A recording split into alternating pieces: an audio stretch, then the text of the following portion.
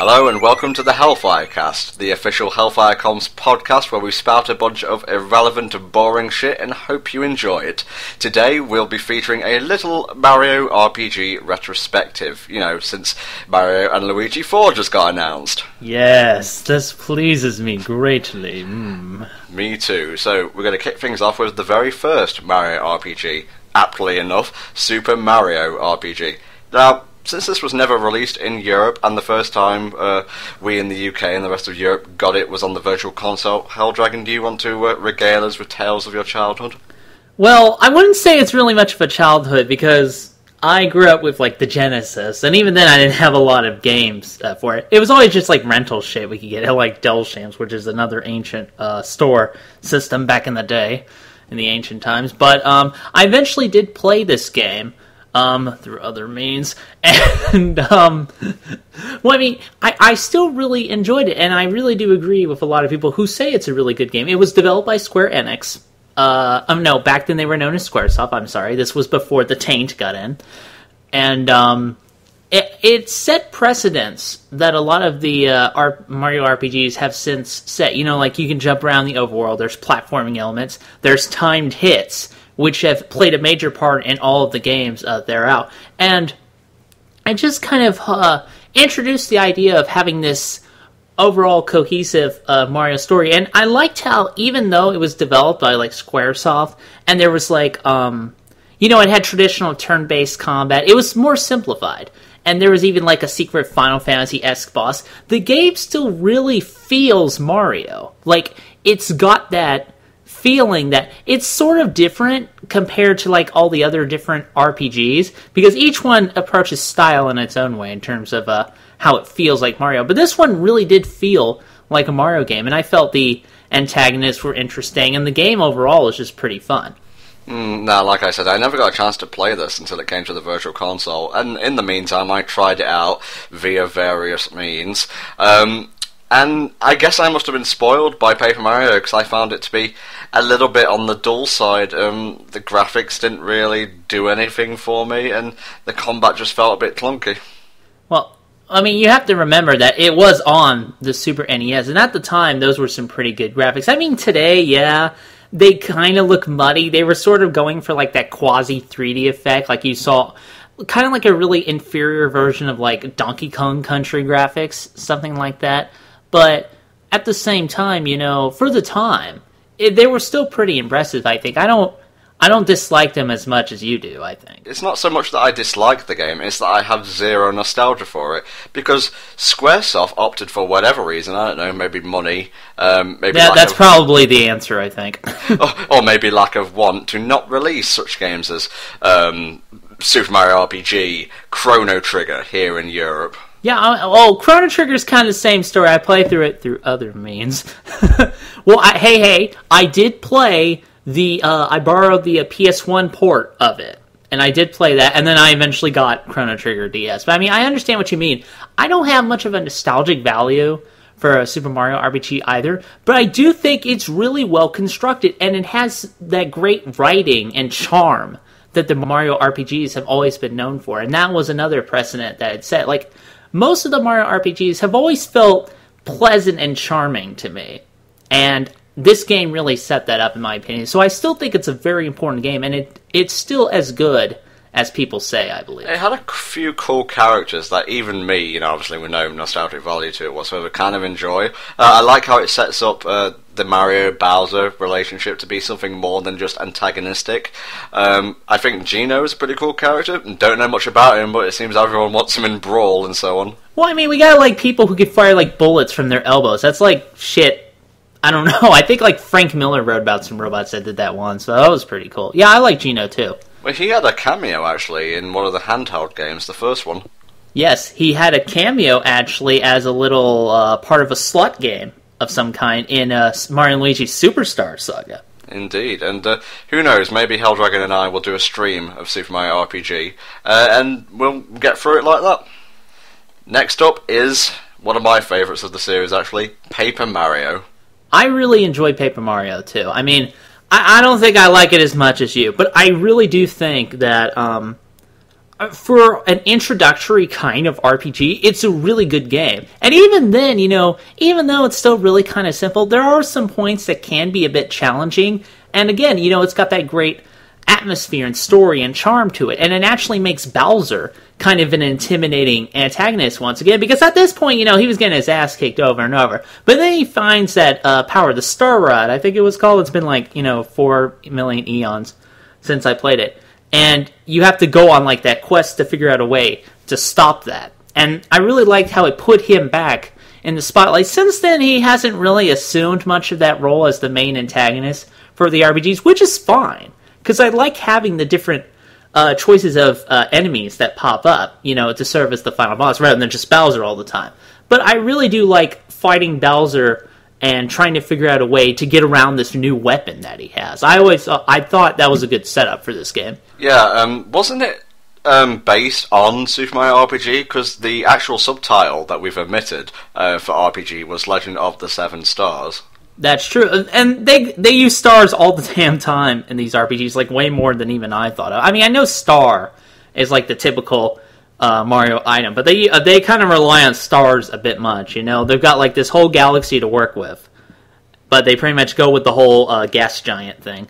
Yeah, and what Paper Mario was for me, it was experiencing Mario in a whole new light. Until that point, I just played as him in a platformer, played as him in, say, Mario Tennis, Mario Golf, even stuff like, I don't know, the Super Mario Bros. Arcade game.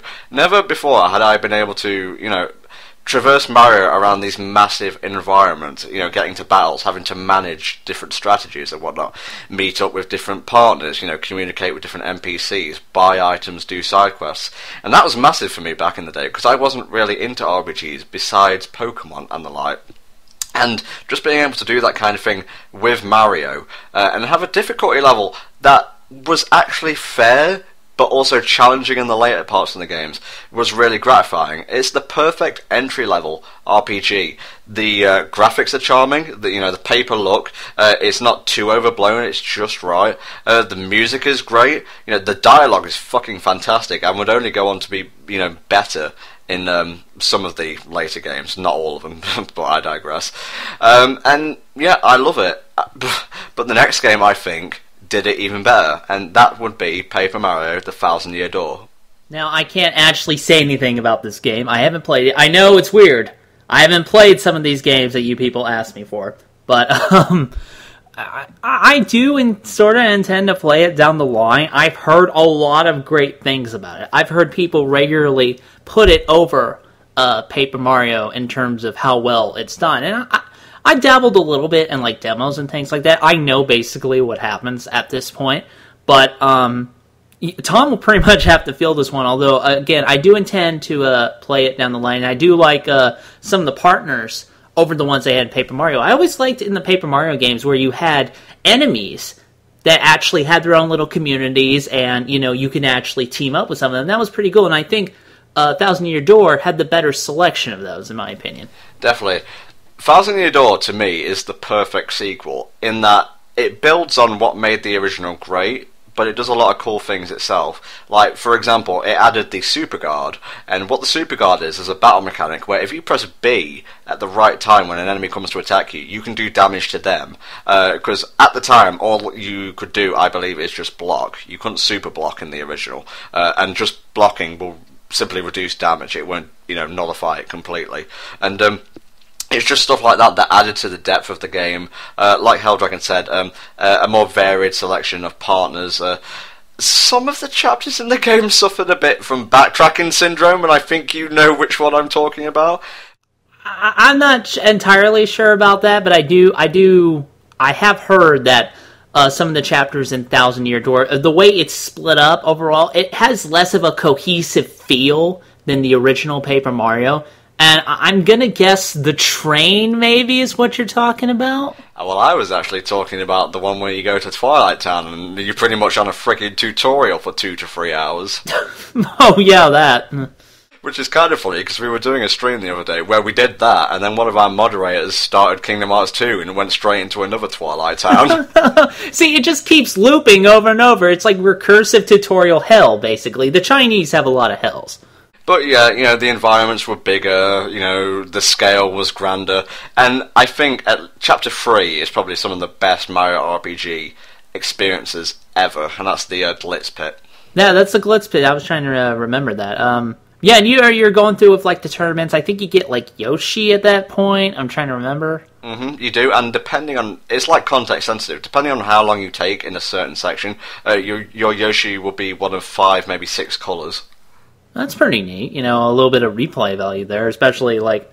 it sounds like something you can't really plan for anyway, so I guess if I were to do it, I'd be like, oh, well, he's red this time. All right, sure. Red's the great color. And whereas in the original Paper Mario, where it was literally just about Bowser being the villain, taking control, getting power, and you trying to thwart him, this one was a little bit darker, and I think it actually served Fazaniador well, because it set itself apart from Paper Mario, so it could stand on its own and be a great sequel as well. Also, there is a lot of great insight into robot-human relationships, especially in terms of stalking. I really felt it really kind of explored that. Oh, fucking tech! And you had the sections with Peach, you had the sections with Bowser. It was just stuffed with content, and it's just one of the best games I've ever played, really.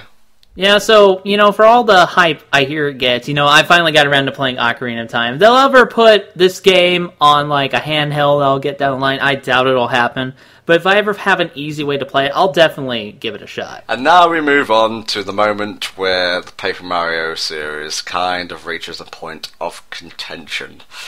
Boom, boom, boom, boom. Let's just start playing the taps now, I guess. You have more experience with this game than me. Do you want to bring it on home, Helldragon? Super Paper Mario, which is a game that really has divided a lot of the Paper Mario fan base. And I understand why. The originals were great, and to switch to this new style where it's still got that paper look, but there's like that 3D gimmick, and it removes all the turn-based elements for, just simple straight-up platforming and jumping on enemies and things like that, and how it chops up the game into like a world-based series of events. I mean, I understand why people dislike that, and that's fine. Me, I'm kind of on both sides of the fence on this game. I mean, I do like having a more cohesive flow to my RPG adventure, and the jumping, it's not as memorable for me in terms of combat as, say, like turn-based against particular bosses, but I do think that the writing and the storyline in this game is probably one of the better ones in terms of Mario RPGs all around. I really do think that if you can get through the whole platforming stuff and things like that, I think the story is worth playing this game for. Super was kind of the point where I started to feel Nintendo was going downhill a bit in terms of creativity. Because I'll be frank here, I don't find Super Paper Mario to be a fun RPG. I don't find it to be a fun platformer. And I think the only reason it survives, or at least gets a pass, is because it has memorable and enjoyable characters, and the story is quite charming, and there's a few good bits of music here and there, and obviously it looks nice, but as an RPG, as a platformer, as a game, I think it's a bit of a mediocre experience. And I agree with you there. I feel that it was trying to divide too much between particular roles. It was trying to have this RPG-like experience with like the levels and things like that, but it didn't do that as much. Then it was the platformer, but it wasn't really that much of a challenging platformer. It didn't focus a lot on that particular role. I think that a lot of games that try to split up between like 2 or 3 different kinds of roles it wants to play, I think they're usually better off focusing on one particular role and expanding on that. Like Paper Mario and Thousand Year Door were so good because it stayed within that RPG framework and it expanded on that. This game tried to split it up, and it didn't really do that well. And I agree with you when you say the gameplay is kind of mediocre. I admit that. But for me, it was painless enough for me to get through the game and enjoy it for the characters and the story and things like that. So I would recommend playing it if you can get over that and if you can find it cheap. Definitely. Now, we've reached the last Paper Mario game. This one might take a while, Helldragon. Let's just take breaths. Let's work off this mental stress. Let's be cool, man. Let's just chill out. Paper Mario Sticker Star for the Nintendo 3DS. It's fucking garbage. I have not been this disappointed in both Nintendo and in a game in a long time. I'm kind of disappointed with myself. I just look at myself going, what did you even think of doing? You should put that wallet away before you know how to use it properly. You wanna know how many chapters I played before I sent it back to my rental service? 2. And you know what? Barely anything happened in those 2 to make me want to keep playing. Man, I got to the end of World 2, and even then, after a while, they have this weird puzzle set up where you have to, find the pieces to get into the pyramid, and the hints are so vague and so not there that after a while I was looking around, I'm like, fuck this, man. I mean, the game is boring all around anyway, so I didn't even know why I should bother. Here's Sticker Star's problem. Miyamoto kind of vetoed Intelligent Systems from making Thousand Year Door 2. Well, in quotation marks, Thousand Year Door 2. So he said, you're not allowed to make any new characters. You got to use the ones we got. So basically, what you have is a vapid story. I wouldn't even consider it a story. You're basically collecting MacGuffins, and that's it. There's no character development. There's no plot twists from as far as I can see. Bowser doesn't talk, by the way. Bowser does not talk, so you've removed some of the best dialogue in the series already. Oh, and spoilers here. The final boss of the game is Bowser, and he doesn't talk there either. Yeah, it's kind of disappointing because Bowser always usually has the best lines in these RPGs. Even going back to, Super Mario RPG, they made him this haiku guy. I don't know, it's some Japanese thing I heard about. But he's always had the best dialogue in that role of being he's kind of a villain, but at the same time, he kind of also will help Mario and Luigi and things like that. I mean, even when he takes the straight villain role, like in Paper Mario, he had some good lines. But here he just doesn't do anything. And it's just, the big problem I had with Sticker Star is that not only it sucked out all the charm of the game, the gameplay itself is broken because it relies so much on this album where you have to collect stickers and use them in battle, but you can also use them outside of battle and things like that to solve puzzles, and certain big stickers will do more damage than bosses, and it's not even balanced that well. In-game, there's really no reason to fight enemies at all to begin with. You only get, coins, which you'd have to use to buy stickers or to use the battle spinner mechanic, which is a crappy way to get more attacks on your turn. But the puzzles that are also designed to be used to solve with stickers, they're not even designed that well anyway, forcing you to backtrack to other worlds just to get one particular sticker you need to advance. I've had that happen to me twice, with a spike helmet and a poison mushroom, and the door to get into World 2 is bullshit, by the way. And the big stickers, which are another big problem I have, in that they're all realistic objects, they're pretty much your only effective way to do damage against bosses. If you try fighting them with the normal stickers, you've got to clear through eventually. The final boss has 500 HP, and your stickers do 3-4 damage at max.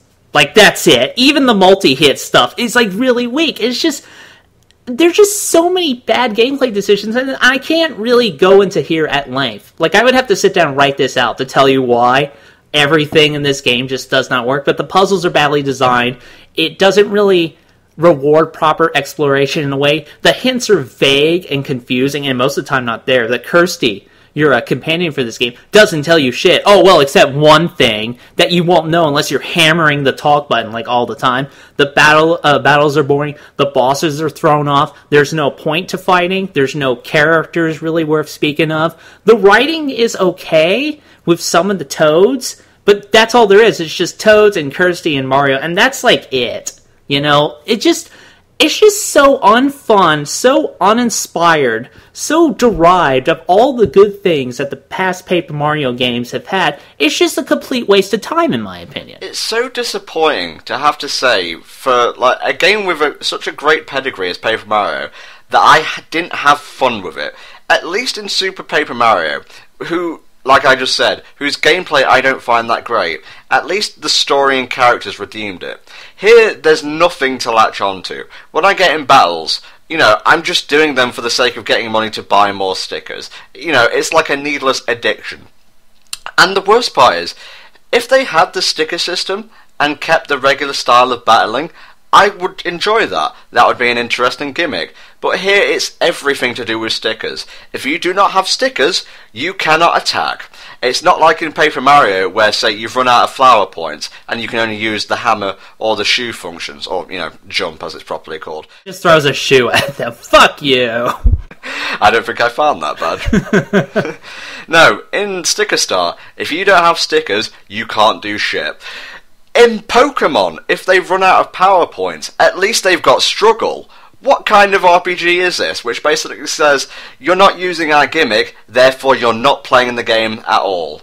There's hand-holding, and then there's being patronising, and that's exactly what that is. I can understand the criticism that some games are a bit too givey with the hints. Like, I heard that was especially bad in, Skyward Sword and things like that to tell you so much obvious stuff, but they do not give you any fucking help in this game. And even then, because of that, the puzzles are so vague, so confusing. They actually remind me of old, adventure games on, the PC, where you're just picking up shit and then you're trying it against whatever puzzle you find, and you have to brute force the tactic, basically. Although there, you have an inventory, so eventually that's going to run out. You'll eventually try every item you have, and you'll find one that works. In Sticker Star, you have to try shit that, since all of your items are in the album, you have to have the sticker, remember that you need it later for a puzzle, and then go use it then. It's very possible to just ignore it, fill that slot with another sticker you can use for the boss, and then later you have to go back and get that exact sticker because it wasn't what the developers wanted you to do at the time. It's just so poorly thought out. And they pad out the game, and they pad it out with needless backtracking, which does not belong in a game that's designed to have fast, intuitive combat. I don't know, man. I guess even as, a coaster, it wouldn't be very good. The only positive thing I can even say about Sticker Star is that it looks nice, and there are a few good tunes. But you know what else had a few good tunes? Sonic 06, and that didn't save that from being a shitty game. Hell, all the other Mario RPGs have good, memorable music, but they were fun to play last time I checked. I think you might need that for a video game. I don't know. I'll have to run a study, but I'm pretty sure you need gameplay. You know what else the other Paper Mario's had? Great characters, great settings, a great story, great dialogue. Sticker Star has none of that. It does not deserve to be called a Paper Mario game. Even a game is kind of pushing it at this rate. I don't know. I mean, I guess it's a game and where you put it in, you go do things, but there's no real reward or anything to it. And at the end, the ending's just kind of meh anyway, so... You know why leveling up in RPGs feels good? Is because you get rewarded. Your numbers go up, you become more powerful. It's just rewarding, it's engaging. In Sticker Star, what do you get? Coins, and maybe when you beat the boss, the ability to hold more stickers. Whoop-de-fucking-do. So, yeah, I mean, without any sort of reward system or any good design to hold it together, it's just a really subpar game, and I really hope that next time, whenever they think about making a Paper Mario game, they just, start with the basics, what worked before. I mean, yeah, you gotta do some different stuff, and I understand they wanted to do something different, but if you're gonna do something different and not think it through, you're gonna get stuff like this. So I really hope they get their shit together next time, because I love Paper Mario. Yeah, so I blame Miyamoto for nerfing the story, never giving it a second chance, because he has a fetish for removing stories from video games. Fuck you for Galaxy 2 as well. I blame Intelligent Systems for not thinking, down the line, that the sticker system might get pointless and contrived. It's just a clusterfuck. It's so disappointing. I blame myself for wanting to play Sticker Star, even though I knew going into it I wasn't going to have a good time. At some point down the line, I may go back, pick it up, complete it just to say I've completed it, because apparently I'm a Paper Mario fan, and games like Sticker Star are what I should be playing. Man, next time if I go back to play it, I'm just going to get, easy mode, or fucking, I'm not even going to do that. I really don't see myself returning into that game, in all honesty. Now that's a lot of bile we just spewed. Let's get that taste out of our mouths and move on to the second Mario RPG series, namely Mario and Luigi.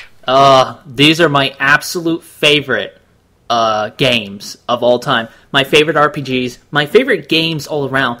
These games are just so... compared to Sticker Star, they're so well designed, so well written, lots of great music and gameplay. I love the combat system in all of these games. They are my absolute favorite games. Let's start with Superstar Saga. Superstar Saga. I believe it was going to be the first game I ever got for my Game Boy Advance, but at the time, I liked Yu-Gi-Oh, and thus I was stupid. So I decided, no, you know what? I'm going to get me a card game. I'm going to get me Eternal Duel Assault, and that game's all right. But later on, when I finally got the chance to try out Superstar Saga, I realized what I was missing. It's just, it's hard for me to explain how it's so good. But one of my absolute favorite things about this series that was introduced in this game was the fact that combat wasn't passive. It's based around, it takes the action commands of all the previous RPG games and it takes it to the next level. Basically meaning that if you time your jumps and your counters right, you can get through every battle without taking damage at all. And that was just such a great thing. That made normal fights more interesting immediately because you have to watch how they attack and who they would attack. Bosses became way better because now it felt like there was actually some tension. It's just not just like flipping through menus and stuff. You actually have to watch the boss and see what he does and counter him at the right time. It just made combat so much more interesting. And it kept all the other great stuff. The platforming. And the fact that since Mario and Luigi are involved, you have them teaming up, doing like special moves to get over certain areas or to use them in combat. And it's just so great all around. So I'm going to let Tom take over for a little bit so my sentence doesn't run out of control and go kill the populace as it's doing right now. Oh God, stop. Jesus, no! No, I love Superstar Saga. Along with, like, say, Pokemon Emerald and stuff like that, definitely one of my favourite GBA titles. Probably my favourite GBA title, period. I mean, the combat's great, it's engaging, it's intuitive. The fact that it's set in a different locale to usual Mario games, like it's set in the Bean Kingdom, makes it feel fresh. The music's great, the dialogue is great. It's a surprisingly satisfying length for a handheld RPG, Final Fantasies and whatnot notwithstanding. It's close to being the perfect game, but there are a few things that let it down, like dickish bosses here and there. Some of the bosses had problems. I especially hated the mini-games you had to complete in order to progress. I mean, I always thought that was kind of a stupid padding thing. But then you get to that fucking barrel-shifting mini-game, and it makes me want to tear out my hair and jump out of the window and burst into fire. I'm pretty sure I can do that. I'm a mutant. So if you want to quote us on Superstar Saga, great, except for that fucking barrels mini-game, Helldragon 2013.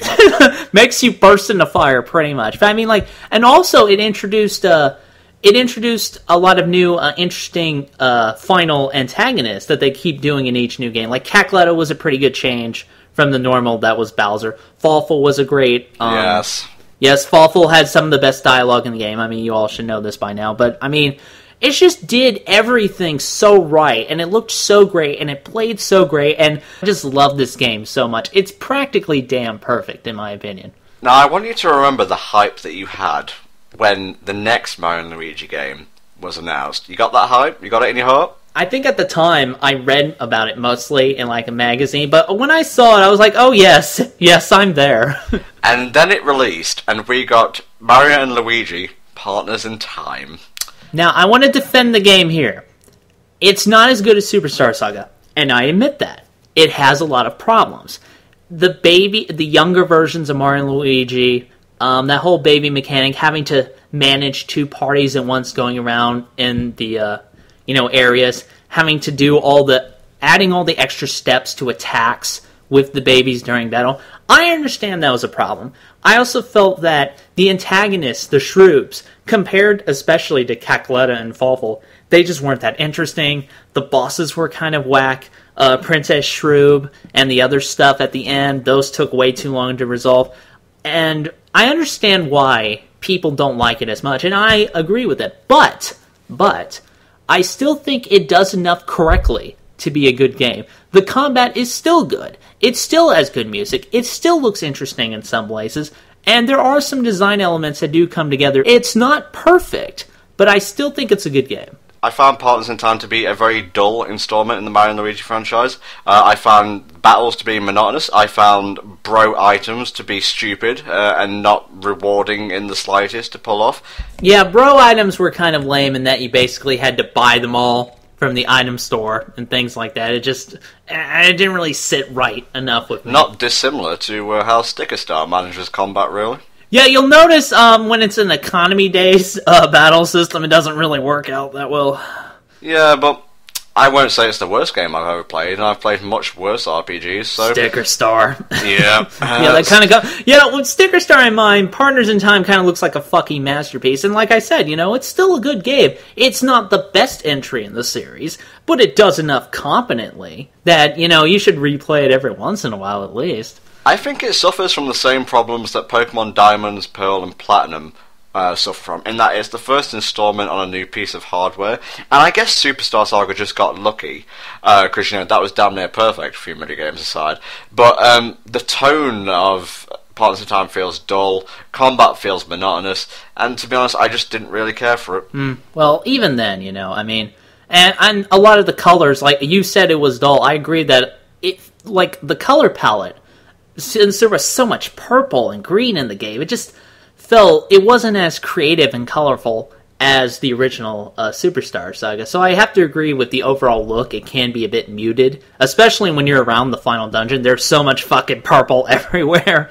and black, and some green, so I understand why there's some complaints about that. And now, for the final Mario & Luigi game that is currently released, Bowser's Inside Story. What a huge improvement to Partners in Time. I will say that even though Partners in Time is still a good game, this game addressed most of its problems. The color palette is better, the combat is more interesting. I love the way you can control Mario and Luigi as one party inside Bowser's body, and you can control Bowser separately using the Y and X buttons to do his own other attacks. I love that mechanic. The only problem is when you go as Mario and Luigi out in the overworld, where Bowser mostly roams, they'll get fucking massacred because all the HP values and attack values are jumped up to that level. But I think that the writing was improved, the music was still good, was made even better. Partners in Time had a fantastic final boss theme. The Bowser's Inside Story final boss theme is 10 times better. It fits more as a Mario theme, but it's just as great and epic and, grand in scope. The writing got improved. They brought back Fawful as the main antagonist. And I just think that, like I said, the color palette was better and things like that. It took everything that was wrong with Partners in Time, addressed it, and amped it back up to near Superstar Saga level perfection. It's not perfect. I do have some problems with it, but as a Mario & Luigi RPG, it definitely is probably my second favorite. Yeah, I pretty much agree with everything you said there. It's near Superstar Saga levels of greatness. Travelling around inside Bowser is fun. Combat is great. Doesn't feel monotonous. When you're attacking with Bowser, you can feel the power of his punches, the heat of his flames, etc. The combat in general is just more engaging. Music, like Helldragon said, great. Level design or world design, great. Dialogue is decent.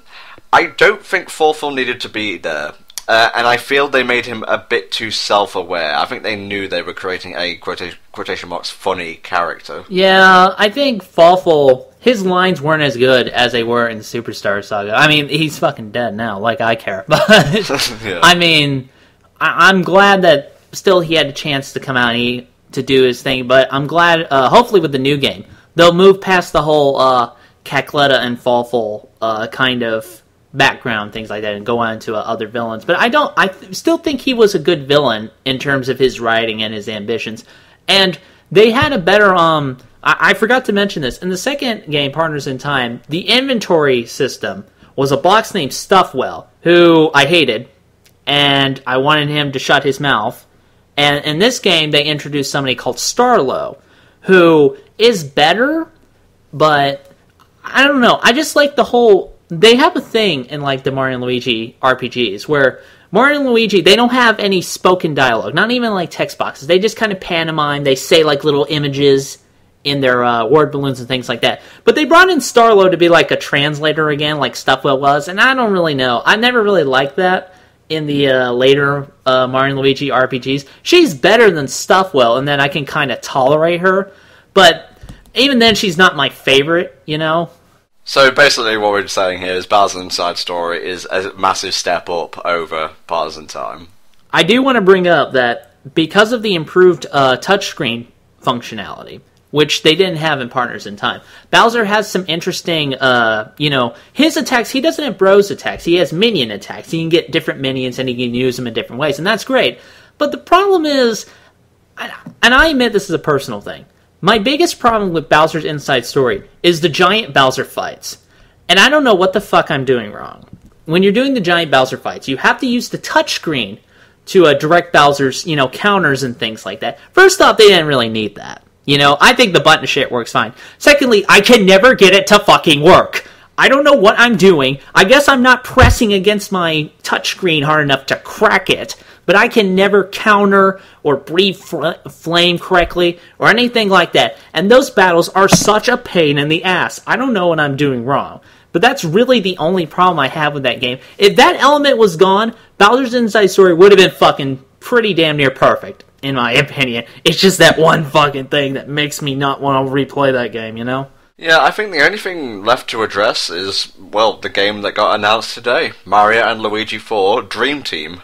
That is looking great. Now, it's true that one of my favorite things about the Mario and Luigi RPGs was that the sprite work was great. Like, everything was vibrant and colorful, and all the animations were good. If you look really close at, the trailer to this new game, you'll notice that they are sprites, but they're more 3D based this time around. I kind of wish they looked more cartoony and things like that, but people have been saying that it brings up a whole Super Mario RPG kind of feel, and I think you mentioned that too. Mm-hmm. The gimmick for this game is that, once again, they're going inside somebody. Going inside people seems to be a weird occurring thing.